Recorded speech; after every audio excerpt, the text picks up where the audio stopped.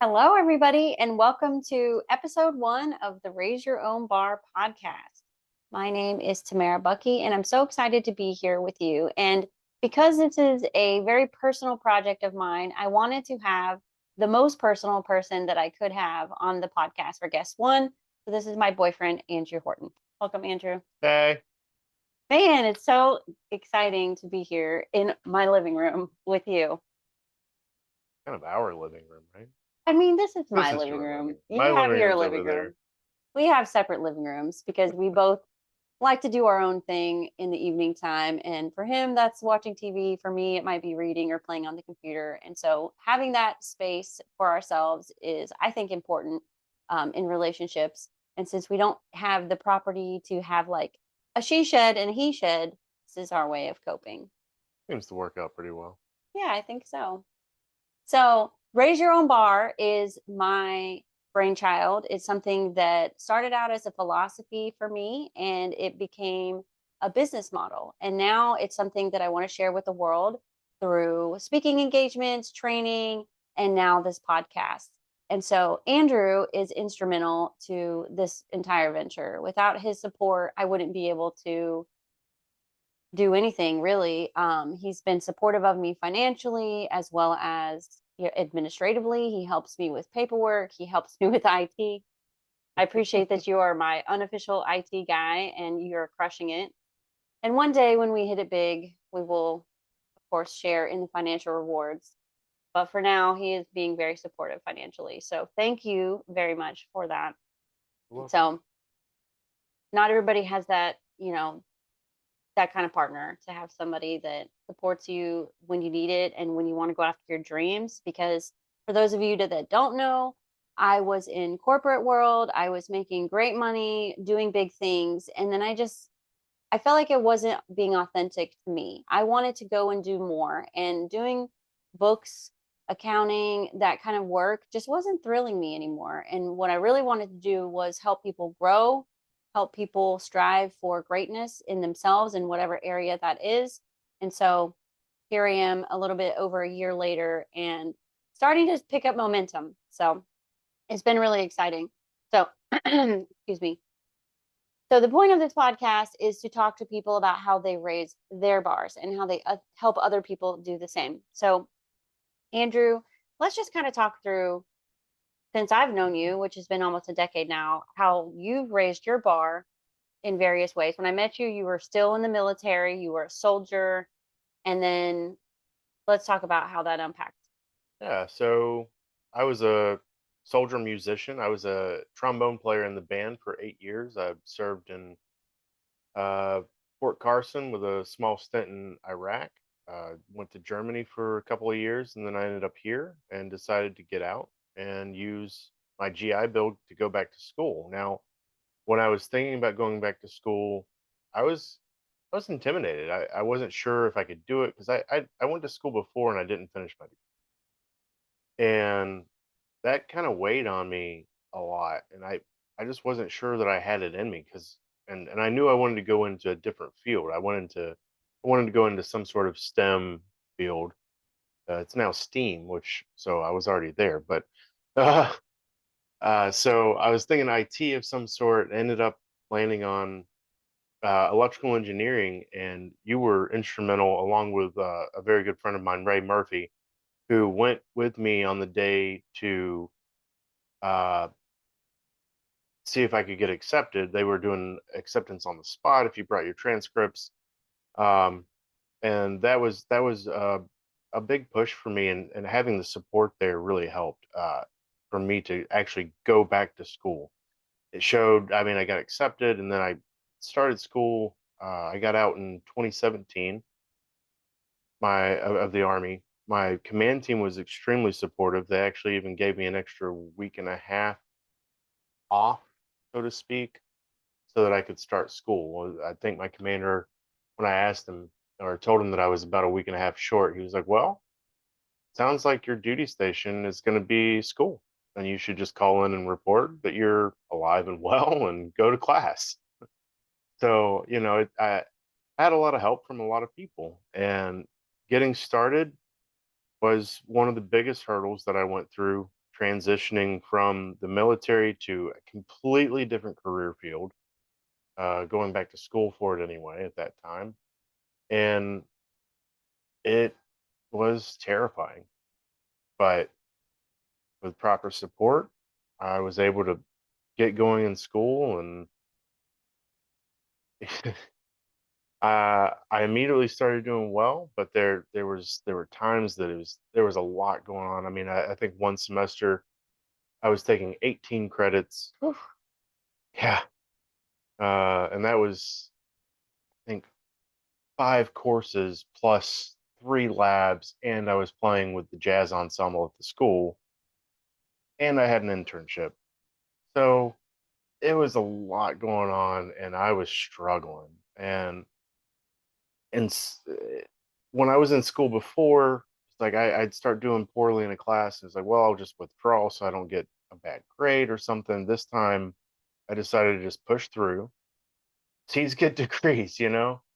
And so I pushed through it, got through that semester, and things were still not easy after that. It was less of a load, but it was still a struggle the whole time. And at one point, I wasn't even sure that I would want to do electrical engineering once I received the degree. And a lot of that was based on particular internship that I had. You remember, you were Mhm. working at the same company, and the company was difficult, Yeah. so to say. And but I persevered and I finished the degree. I now work for a great company, at least for me. They treat me well. I've grown uh, very quickly within the company, and I've been shown a lot of respect, even though I'm freshly out of school. But also, they see that I have skills from other aspects of my life. Mhm. Um, It's not like you're a 22-year-old fresh out of right, college right, graduate. right. You're grown, you've had a career other than this. Yeah. Uh, yeah, and there's a lot that translates from even my job as a trombone player in the army, right? Because Mhm. you still learn some leadership skills. I ran multiple different groups, musical ensembles, which you have to assert yourself. You have to get people in line, and you have to know how to tell people when they're doing something wrong and how to help them at the same time. So those soft skills that you learn, the leadership styles, different things translate over to other jobs. It's not only for that job. Well, and soft skills are quickly being recognized as the skills that matter more than the hard skills, the technical skills. And I think the reason why they call them soft skills is not because they're easy, it's just because they're hard to measure. Whereas technical skills, very easy to see whether you make the mark or not. And but really when it comes down to it, you can teach the technical side. It's harder to teach people how to do these things that are considered soft skills better, like how to communicate better, how to negotiate better. Hmm. It can be taught and it is being taught. That's what I focus on with Raise Your Own Bar. But it is more challenging than teaching something like here's how you do math, here's how you do writing, Sure. basic stuff. Well, but be careful how you say that, because, like, yeah, you can teach math and people can learn math, but applying problem solving skills is still a struggle that I see in some of these younger engineers that are fresh out of school. They have the theoretical knowledge, and they will tell you how much they have it. They're very proud of it. They speak in a very technical, high level way. And honestly, that can be very detrimental because not everybody that you're talking to understands what you're saying.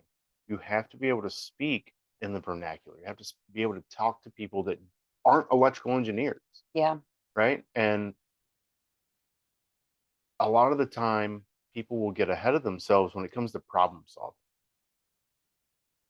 Go to the basics. They immediately want to pull out all this equipment, all these measuring devices, oscilloscopes, and spectrum analyzers, and all this stuff that maybe you should just read the manual on that device first, because there could be a lot of user error, and often there is. Multiple times there have been it, they think there's a problem with the device itself because the person that's doing the test, um, in production never read the manual. Mm. So they don't even know how it's supposed to work exactly. They just see a little light that's on that says fail or fault, when what that really means is not all the breakers are on. And it's just a regular built in function of the device. So you can learn math, you can learn the nitty gritty of engineering or whatever your particular flavor of thing is, but to actually assess problems and look at it from a perspective of actually fixing it. Hmm. It's not, you can't just jump to, well, it must be a problem with.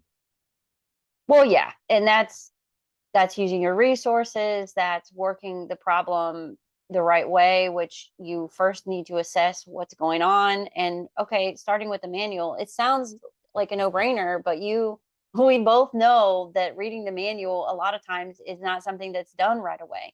You are an anomaly, in my opinion, especially as a man. And yeah, that sounds misogynistic, but there is a stereotype for a reason. Men do not like to read the manuals.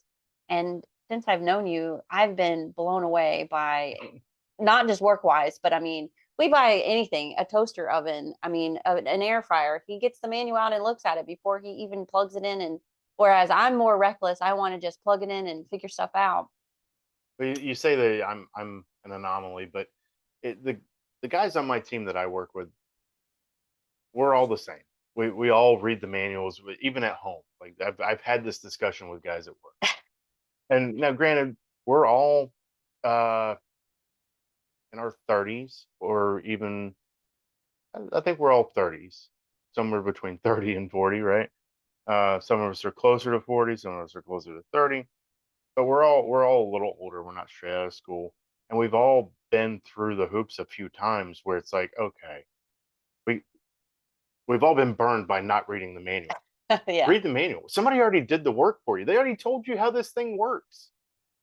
Read the manual.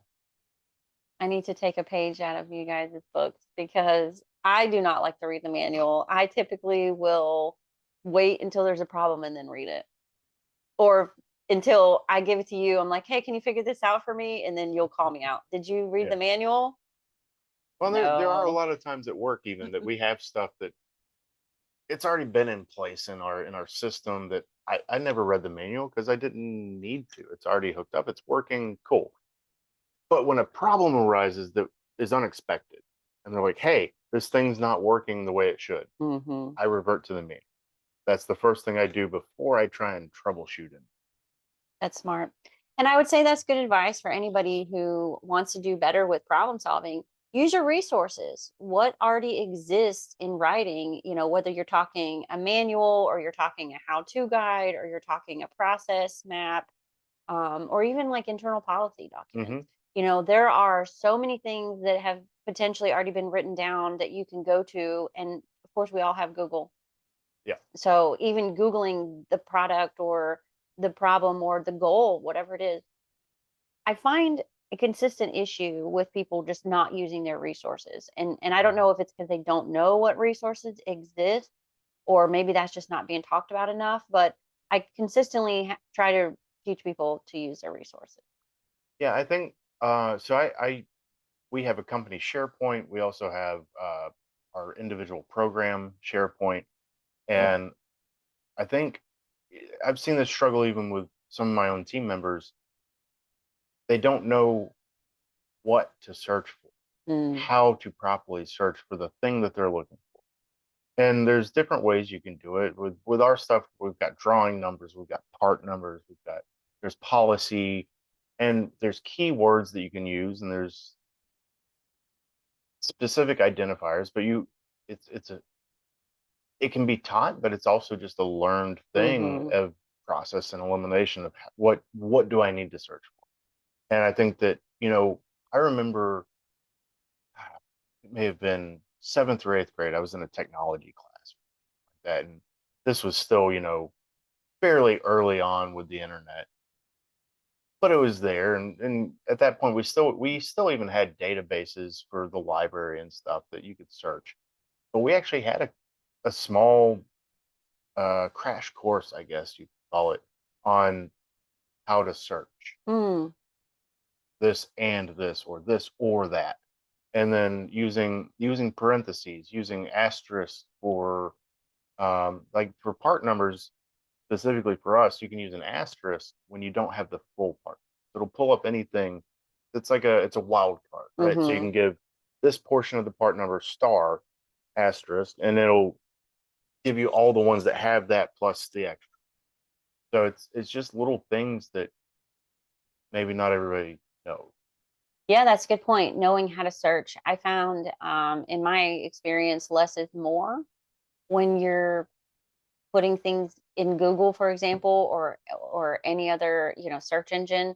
Less is more. The more information you include, the less for search results. So start with just a few words, and that's a big thing, is just knowing how to get the most out of your resources. For So sure. that's a very good point. So you've raised your bar since getting out of the army. You're on this career track. You've done really well for yourself. 4 years, just about, with the same company since you got out of college, Yeah. and you've been promoted twice. Yeah, promoted twice. So yeah, I started with my company in August of 2020, late August. It was yeah, it's like August 28th or something, right? And I worked hard. I've pushed hard. I'll constantly, which it's just part of my own work ethic. But I get bored if I'm not working hard. Mm-hmm. Like, I don't want to. Some people get an assignment. It's like, oh, well, you've got 2 weeks to do this. Well, I get it done in 4 hours. Because I don't need 2 weeks to do it, and most people don't. But they'll take the 2 weeks. I would. I get it done. And that has allowed me to be seen and recognized as somebody that is a go-getter, but also with that I was doing a lot of stuff with production and all this. So I was with the company for about a year and a half before I got my first promotion. And honestly, they were fighting me on it. They didn't really want. They said I wasn't ready. I didn't have the years of experience. They like to use that a lot. And years of experience as an engineer, sure, you can say I don't have the years of experience, but what is a year of experience? So, in my job as a design engineer, a year of experience could look like sitting at a desk, revising drawings every day, Mm. and doing nothing more than that. That is really what our job is, making new designs or revising designs on paper. But what I've done just by because of where our program was and the people that we had available, I ended up on the production floor. I got lucky, really. And so I was constantly hands on with the stuff. I was redesigning things so that it would actually function properly because we had stuff that just didn't work. And so I did problem solving on the floor of production and then moved on to problem solving in the field. Eventually went to Poland with the company um, for our product and to support our product as a subject matter expert. Um, so yeah, I mean, a year and a half to get promoted to a level two, and then about another year and 2 months to get promoted to a level three, and hopefully looking at a level four soon. I hope so. I know you deserve it. It's interesting how different industries have these gates you have to pass through in order to make it to the next level. And I'm with you. I'm one of the people that will continue, kind of push as quickly as I can to get to that next hurdle, because that means more money, right? That means a higher title, higher paycheck theoretically. And with this economy, we can all stand to make more money. So I'm with you there, and hopefully you do get that. That would be awesome.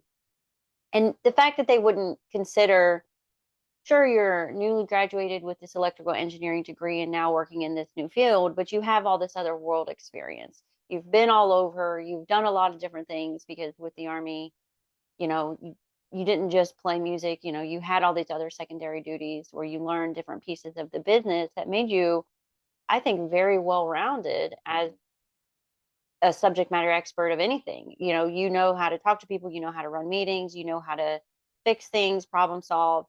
So Yeah. the different gates that different industries put up, they're just funny. You see that in a lot of different industries. Whereas in a small business, there's more flexibility, and maybe you can see people climb a lot faster because it's all about proof, Hmm. proof of what you did. And I'm glad that even these large companies are starting to look more at, well, look what he's done. Yeah, he's only been doing engineering for this amount of time, but look how integral he has been to this program with the production side, with the testing side, with troubleshooting when things go wrong. And you're just providing value everywhere you go. And that's really what it's about, demonstrating value. So when it comes to what I see you as how you raise your bar, um, you always look to provide value as quick as possible. That's why you don't take 2 weeks to turn in an assignment. You'll just get it done and then, like, okay, what next? Hmm. Which a lot of people could, I think, be more visible in their workplace if they had a similar work ethic. Yeah, and well, currently and during production and everything, really, we've been more reactionary than planning because we were handed the designs and it was pretty much locked in. We weren't at the when we first started with production, we weren't allowed to change the designs. We knew there were flaws, Mm, but we weren't allowed to change them. We didn't own the designs. So our hands were tied. But since we're a reactionary kind of program at this point, you can't really take the 2 weeks. You have to get it done because you don't know what's coming tomorrow. mm, Because tomorrow you might maybe I have one drawing that's assigned to me right now that I need to revise and this thing and that thing that I got to change and make sure that's good. And yeah, I could take 2 weeks to do it, but if something drops tomorrow, it could be a major issue. We've had some major issues. I won't go into detail, but I mean, we've had some catastrophic failures. And when that hits, now that other thing that you had 2 weeks to do, you don't have time to do hmm because you got to focus on this. But that still needs to get done. If you'd already done it, it's taken care of. Now you can focus your time on this. So it's important to just go ahead and do it. And if you're sitting at work bored, that's not always a bad thing. Take your downtime when it comes to it. hmm You're not always going to have downtime, and there's going to be times that you work overtime and maybe you don't get paid for it. So be okay with that downtime. It's okay. The company's already built in the time for it. They already know that you're not going to work 40 hours on a 40-hour week typically. You're not going to get 40 hours worth of work done in 40 hours. Does that make sense? Well, there's different type of work too. So when you have that downtime, that's when you can do research. That's when you Hmm. can get organized with your information. That's when you can go and do those little personal administrative tasks that you've been putting off. And then of course that's where you can also do training. Yeah. If you've got, especially if you have a certification or something you need to keep up with, that's where you can take the time and do learning and development. But you made me think of something that I just shared on social media. I really like it. It's called the 2-minute rule. But in this case, I'm sure 2 minutes wouldn't apply. But if you can get something done quickly, just do it, because if you set it to the side and put it on your to-do list, it's just going to pile up with those other things that aren't really that difficult of tasks, but they compile over time and then they become a whole day you have to set aside to get done. And so the rule that I shared on social media was a 2-minute rule. If it's a task that you can get done in 2 minutes or less, just do it Yeah. instead of procrastinating on it. Because I'm a huge procrastinator, and a No. lot of people are too. So I'm in good company. But for you, maybe it's 30 minutes. But either way, the same rule applies. If you can just go ahead and knock it out, because you don't know what's coming down the pipeline, and that frees you up for. Yeah. I mean, I get uh we have training requirements, of course, left and right that are contractual obligations that they pop up. You get a notification in your email saying, "Hey, this training's due. You have until this date to accomplish it." Maybe it's a month, maybe it's a week. Um, a lot of people will wait on that, And if I have the time, because normally it's a 5 to 10 minute training. And let's be real, most of us have done these trainings every year. We know what the training is. We know how to answer the questions if there's even a quiz. You can have that on while you're doing your research or working on something. You can listen to it. You can click through and do the answers. You can multitask pretty easily with stuff because you've already Mhm. done the training. So just go ahead and do it. Now, of course, if you're stuck in meetings and you have a big task that you have to get accomplished, then yeah, that goes to the side. But little things like that, I mean, often I work through lunch. I'll bring my lunch and I'll sit there and I'll at my desk and I'll work during lunch while I'm eating, and that's a good time to get those trainings done and stuff, Mhm. and catch up on little things that maybe aren't as big of a deal, but they still have to get done. And you mentioned something about research, and this is something that I've found. We go to school and we get our degree. I got a degree in electrical engineering. I'm supposed to know all of this stuff. I don't know all this stuff. Stuff comes up all the time where it's like, oh, what are they talking about? I remember a little bit about this, but I don't know that device. What is that device? Because you can't possibly learn every little thing about your degree field. It's so broad. So take the time, go research it. That's what you're getting paid for. Honestly. Like it's not you don't have to do that outside of work. That is part of your job. And don't be afraid to say to your boss, I don't really know what that is right now, but I'm going to research it and I'll get back to you. And you honestly, most of the time, I'm not saying I'm an expert on them immediately, but I have enough understanding that I can explain it to my boss and him go, ah, okay, now that makes sense. And even if you research it and you still don't quite understand it, I have resources on other programs. I have people that I know that I've made a good rapport with that are better experts at certain things, power systems, RF systems, that I can reach out to and say, hey, you got 5 minutes to maybe explain this little thing to me that I've stumbled across? And Mhm. most of the time they'll make the time for it. It's not like it, use those resources. They're available to you. Nobody's going to look down on you for saying I don't know or asking for help. They're going to look down on you when you say you got it and then you don't got it. Yeah. That's a problem. Don't fail. And failure is not knowing. Failure is assuming you do know. Yeah, that's a good point. Pretending you know stuff when you don't is just a bad vibe. It's a bad look. It's a bad practice. Whereas being honest and saying, I'm not super familiar with that, but I'm going to do some research and get back to you.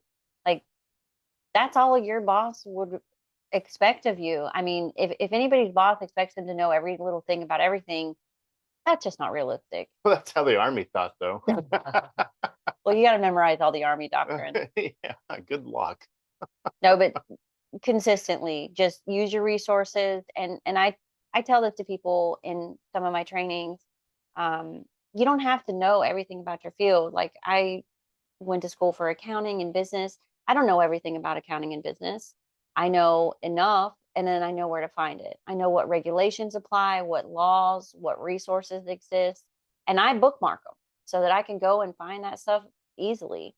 And that's just really all it is. Know which policies and documents apply, and then know where to find stuff. Know the people that you can reach out. People are resources, but you don't want to get in the habit of going to those people first. That's something that No, try and research it as much as you can first. But if you and once you research it, that's what I'm saying. Like you might research it and go, I still don't know what this is saying. yeah.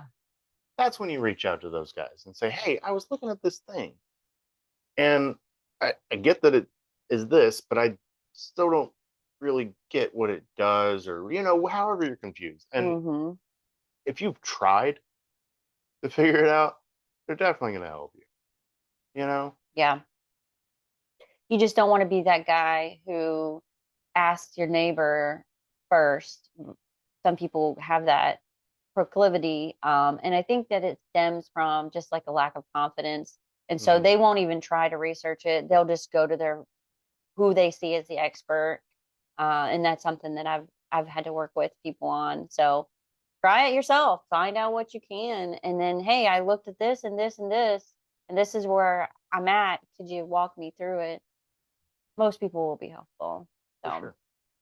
so I love how you raised your bar with your career, and then of course you've helped a lot of other people raise their bars too. Me, you've pushed me so much, and you've helped me grow in so many ways emotionally. Um,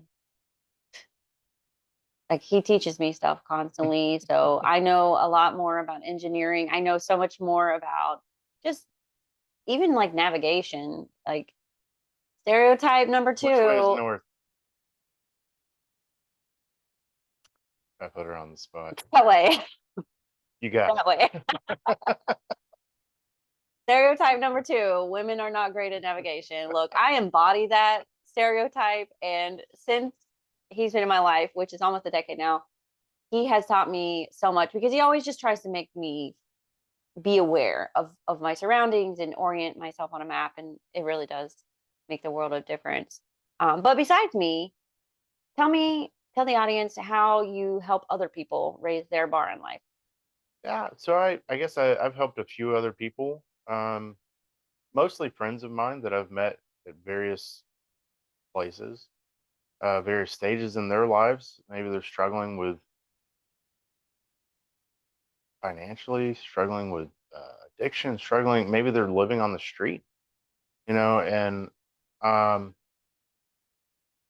certain people I have loaned money to, and most of the time I actually get that back because I'm not just loaning them money. I'm also loaning them some guidance. I'm trying to help them truly improve themselves so that they don't have these, because some people get in this cyclical situation. I, I have one friend in particular that I've loaned money to that I will not loan money to anymore. He was in this cyclical pattern. I tried to help, and he would ask for $100 or something.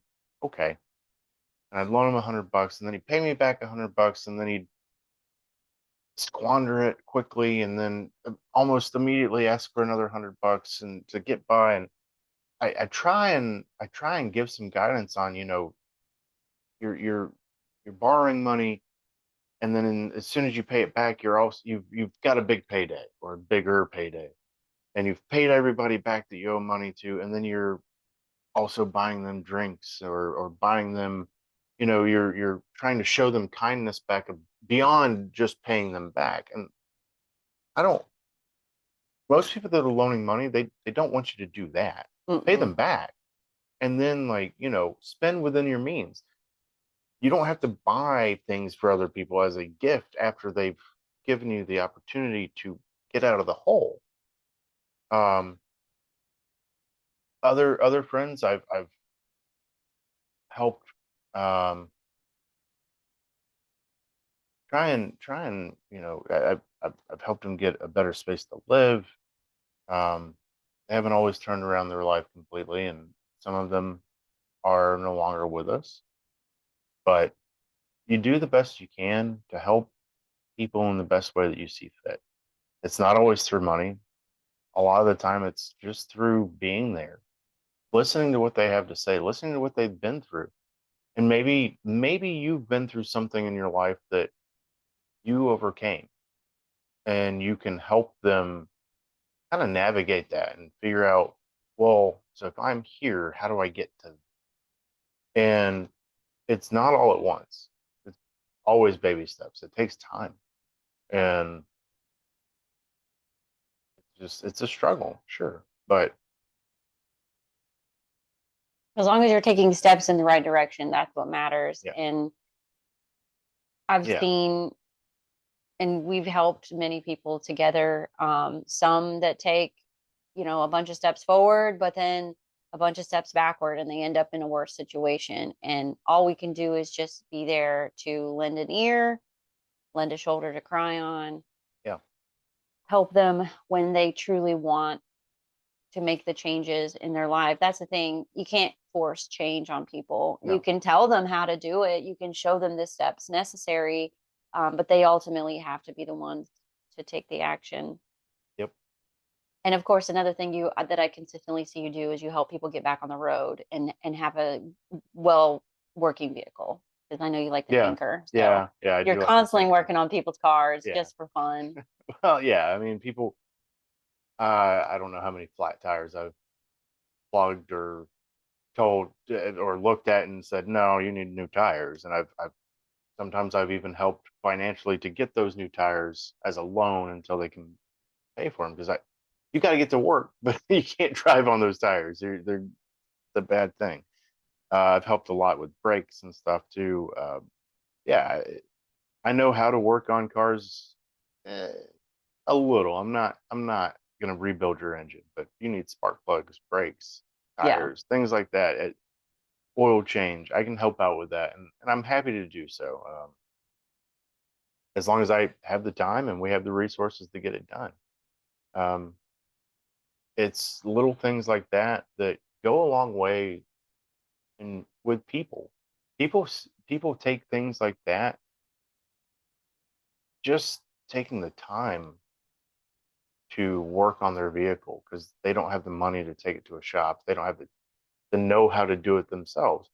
And a lot of the time when I'm working on somebody's car, I try and make sure that they're there with me. Whether they learn how to do it or not, they at least get exposed to what it is, and kind of I, I try and help them learn and show them that it's really not that difficult if you just assess the situation properly. And YouTube is a great resource too, because that has shown me how to do a lot of jobs. Well, and read the manual. I mean, back to that, Yeah. because every car has a manual. Yeah. Whether you have the one that came with your car or not, you can order even a mechanic's manual from Haynes or whatever Yeah. that other company is that tells you Sometimes, exactly all the different inner working systems and parts. sure. But even those can be very intimidating for a lot of people because it's just a lot of stuff that they've never messed with. I mean, a lot of people that I help with their vehicles don't even have tools. They don't know what a ratchet is, possibly, right? They don't have all of these things. They don't. So it's intimidating. It can be very scary. So yeah, I can say go buy the manual and figure it out, but it's not the same as actually going and showing them how to do it. Yeah. I just know that there is written documentation for For anyone who sure. wants to learn more. And it's funny just thinking about a friend of ours, Gene. Um, I asked him how he learned to work on cars, and I forget what car it was that he had. He's like, "Well, I read the entire Haynes manual front to back." And then I was like, "Well, that's cool." And then he Yeah. started working on cars. Like, wow, Yeah. that's a lot of reading. Yeah, it is. I have a Haynes or Chilton's, whichever, for two of my trucks, and I've definitely not read them front to back because they're very dry. Yeah. And that's the type of manual that I will, when I need to fix something, I will go to that manual and go, okay, this is what I need to do. Now that's similar to how I got into working on vehicles though. Most I'd ever done really was change my oil. And the S10, I bought that and I wanted an older vehicle that I could work on, that I could learn how to work on my own. And it being a second vehicle, if I couldn't figure it out that day, well, I still had my car, so I could get to work, Yeah. right? So it wasn't a big deal if I had to leave it in pieces for a day or two. So that was a huge benefit to me, having that luxury of being able to have two vehicles and a place to work on it. Um, I was able to learn a lot just tinkering around. So So the lesson here is don't be afraid to learn new things and try to fix stuff if it's not, anything major, yeah, start don't just small. throw it away. Yeah, well, A lot of people are very intimidated by vehicles in Yeah. particular. And if something starts making a noise, they ignore it. If the engine light comes on, they ignore it because they're afraid. And it's becoming comfortable with your vehicle and what the different lights mean. I mean, even something as simple as that. When this light comes on, what does that mean? Look it up in your manual, it'll tell Yeah. you.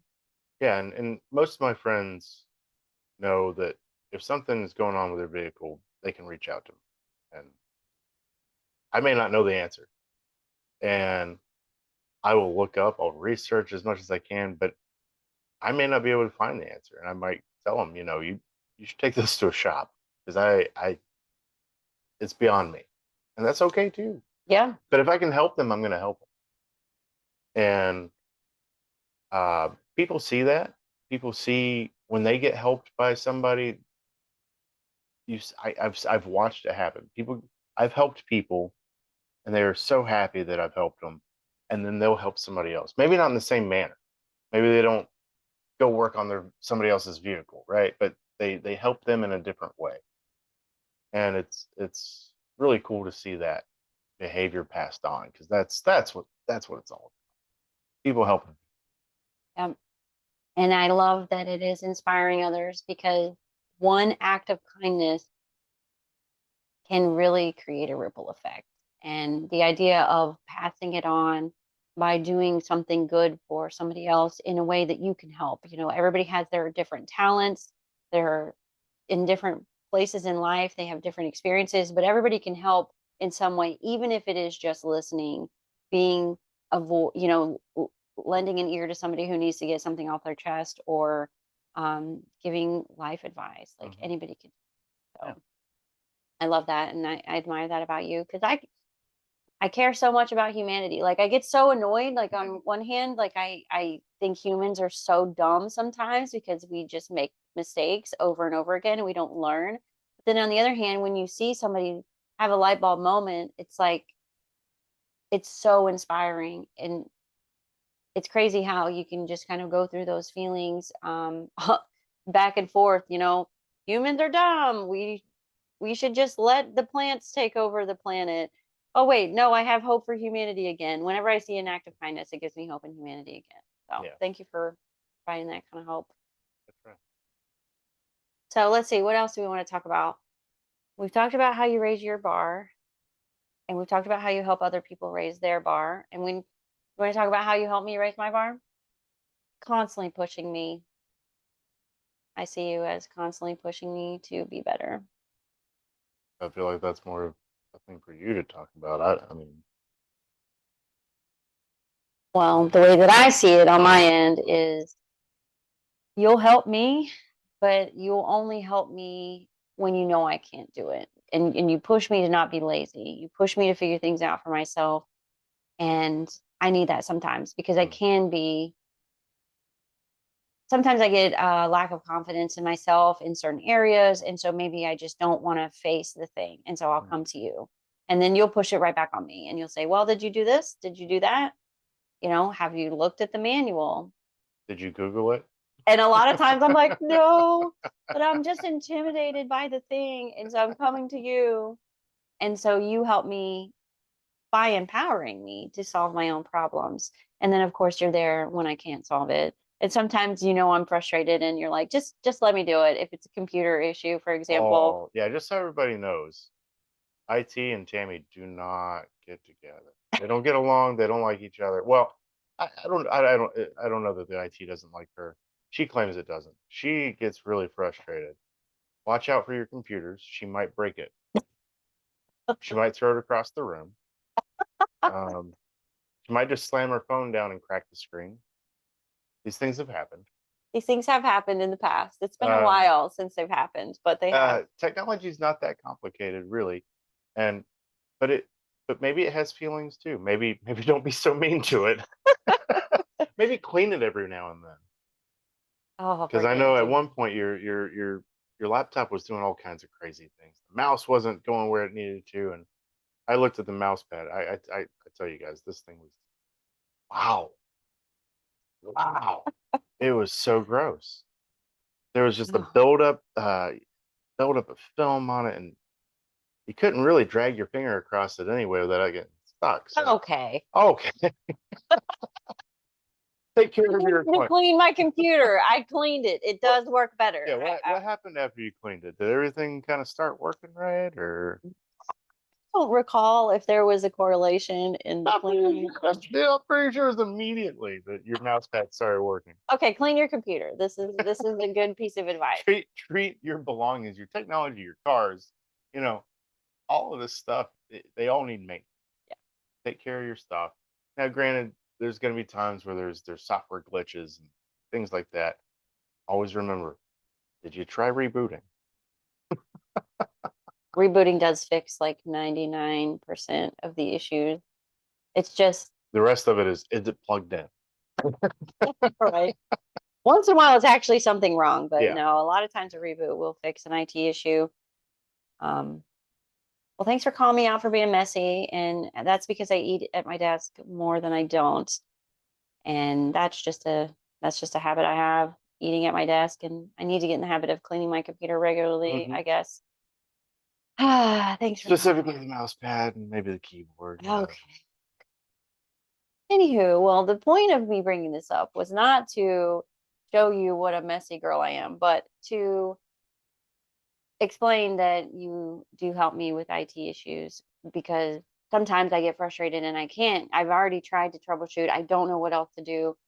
And now I'm going to throw it out the window if you don't take over from here. And so Yeah. I have never thrown my computer across the room. I have dropped it, and that's just because I'm clumsy, but I have absolutely thrown my phone across the room. That is factual. It has happened. So the point was, how do you help me raise my bar? By pushing me to solve my own problems, by encouraging me when I don't feel confident, by helping me through the problem Hmm. when it's something out of my realm of expertise or level of confidence. And then also just by talking to me, because you're constantly sharing information. We both like to read, we both like to learn new information, and then we pass it on. Like, Oh, hey, I learned this thing today. yeah. We definitely read and research completely different things. So it's Yeah. we can come together and learn a little bit from each other. So it's not always interesting, but to both of us. But That's true, because there are times when you start talking about some specific engineering stuff and my eyes glaze over. I think probably because I just don't understand everything you're talking about. So well, and there's certain times that you start talking about psychological things or pop culture stuff that I'm just like that's okay. It's still knowledge and information that we can share with each other, and you can take it or leave it, right? yeah, absolutely. Well, we've established that I'm messy and boring. I did And not say no, I'm just boring. kidding. Messy is real though. Yeah, I do need to do better with my cleaning and stuff. It's low priority. I clean when I have people coming over. I can clean the whole house in 30 minutes if I need to. If I don't Yeah, have guests coming over, then yeah. that's a hack. Invite people over when you know you need to clean your house. That way you're pressured, but maybe you can invite people that are more likely to bail so then they don't actually show. Oh, well, yeah, that'll happen. But anyway, well, I really appreciate you being my first guest. Is there anything else that you would like to talk about as far as the business is concerned or the philosophy behind it, or any advice you want to give to other people if they want to raise their bars? I mean, I guess really just take that first step. It's scary. It's terrifying, but you'll never know if you don't do it. And I can tell you this from my own experience, my own life, from changing careers. I didn't stop doing my old things. I still play trombone. I had a rehearsal today. I'm playing a musical this week. I played a musical a few months ago. I still play trombone regularly, and in a semi-professional uh, style. So I mean, I'm still getting paid for it, still having fun with it.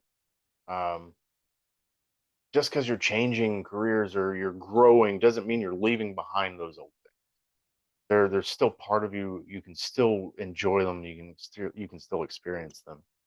Uh, but whatever it is that you need to raise your own bar about, just take that first step. It's hard. It's scary. But but if you don't take it, you're gonna stay where you are. And you'll always wonder. Yeah, you'll always wonder. So that's the biggest, and help people when you can. I'm not saying every beggar on the street give him $5 or anything like that, but your friends need you. Your friends and family need you more than you know. A lot of people are afraid to ask for help. So, check in on them, make sure they're okay. When they say, hey, I have a problem, if you can help them, help them. Maybe they don't want the help. That's fine, but you can offer. Yeah. Good advice. So, Well, thank you so much for being my first. And thank yay. you so much for listening, everybody. We will be dropping episodes every week with different people sharing how they raise their bar in life. Till next time.